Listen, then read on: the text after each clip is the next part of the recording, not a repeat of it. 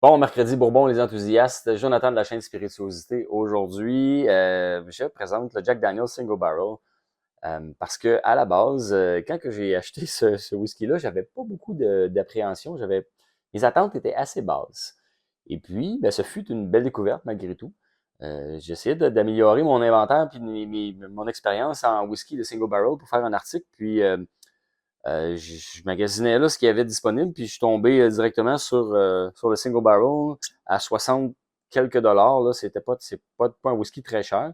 Et la bouteille est quand même pas lettre, on va se dire. Là. Fait que j'ai décidé de donner une chance à ce whisky-là pour essayer là, de redorer le blason un peu de Jack Daniel qu'il y avait dans mon estime personnelle, parce que le Old Number 7, le Jack Daniel de base, il est pas mauvais, mais c'est pas un whisky qu'on va boire pur, qu'on va être vraiment enchanté. Là. Puis on a tous probablement viré une brosse quand on était plus jeune sur ce whisky-là.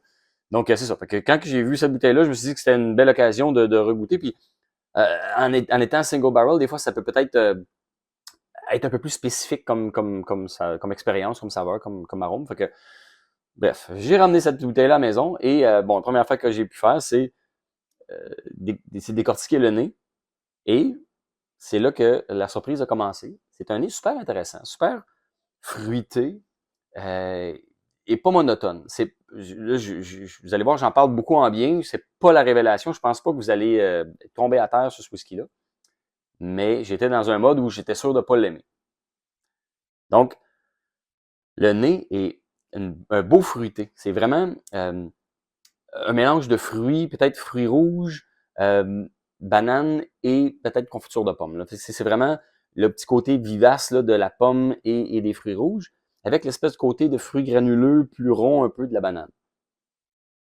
Fait que le côté fruit, ça donne un peu ce bouquet-là. Et ensuite, la rondeur, c'est quand même un nez très, très sucré, très rond, très souple.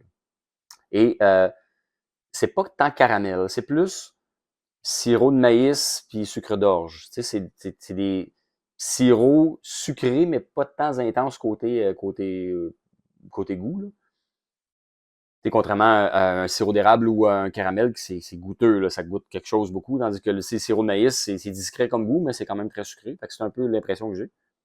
Et après ça, ben, derrière les fruits, derrière le sirop de maïs, il y a une petite pointe d'épices et un peu de chêne. Euh, les épices, fait penser des épices qu'on fait du gâteau, là, je dirais clou de girofle super, du clou de girofle très doux, muscade, et un petit peu de chêne, vraiment là, assez discret, comme une petite poussière de chêne fine, mais qui se cache vraiment derrière les autres arômes un peu plus dominants. Fait que ça fait un nez super agréable, et pas un nez qui est très fort. Il y a 47% d'alcool, fait que c'est pas monotone trop. Et le nez, ben, il se prend super bien. Puis il est super. La première chose qu'on fait, c'est quand on l'aime, c'est comme ça sent bon. Fait que, déjà là, c'est bon signe. Maintenant en bouche.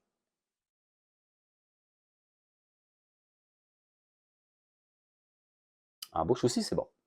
C'est pas les mêmes proportions, mais je dirais que c'est l'ordonnancement des saveurs est quand même un peu différent que ce qu'on avait au nez. Un peu dans le même genre, mais le chêne est beaucoup plus en premier plan avec les épices en bouche. Il y a une petite pointe beaucoup plus épicée. On peut ajouter un peu de cannelle dans les épices. Le chêne aussi, c'est un beau chêne vif, un peu comme du bois d'œuvre quand on décage le bois, là, qu'on manipule du beau chêne. Espèce de chêne frais sec, là, disons ça comme ça. C'est un beau chêne qui se présente bien. Après ça, ben, on a encore un peu d'épices.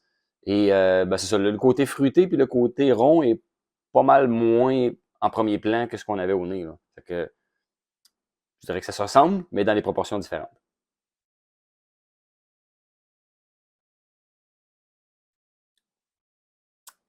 Fait que c'est pas un bourbon exceptionnel, mais à comparer la grosse distribution du Old Number 7 qu'on est habitué d'avoir, ben ça donne de quoi de très bien. Pour un bourbon, c'est très. Je pense que ça vaut à peine d'y donner la chance.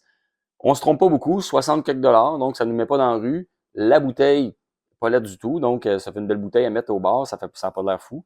Et puis, ben, les sceptiques, quand vous avez des invités un peu, puis que vous les dites, hey, voulez-vous goûter au Jack Daniel, ben là, ils vont faire comme moi, Jack Daniel, ben, ça vous fait quelque chose de bien pour démarrer une discussion par rapport à les gros whisky vendus et distribués en grosse quantité versus les les beaux petits barils uniques qui ont de quoi de super bien apporter. Avec des amis, il y avait toute une version différente un peu parce qu'on voit vraiment le numéro du baril, tout ça, les informations sur chacun des lots. Et c'est vraiment vrai, chaque baril goûte un petit peu différent l'un de l'autre. Pas énormément différent, mais je dirais qu'il y a un petit 8, 10, 12% de différence entre chaque lot. Donc, encore là, si vous avez chacun un lot différent, ben, c'est super intéressant de les comparer puis de s'amuser un peu de voir là, c'est quoi les proportions puis c'est des différences entre les lots. C'est un peu plus geek, mais quand même, je pense que c'est partie du plaisir un peu là, quand on a la chance là, de les comparer. Alors, somme toute, pas méchant, une belle petite surprise. Moi qui m'attendais à être un peu ennuyé puis à pas aimer ça, ben j'ai été agréablement surpris. Et puis pour le prix, ben on se trompe pas beaucoup. Santé.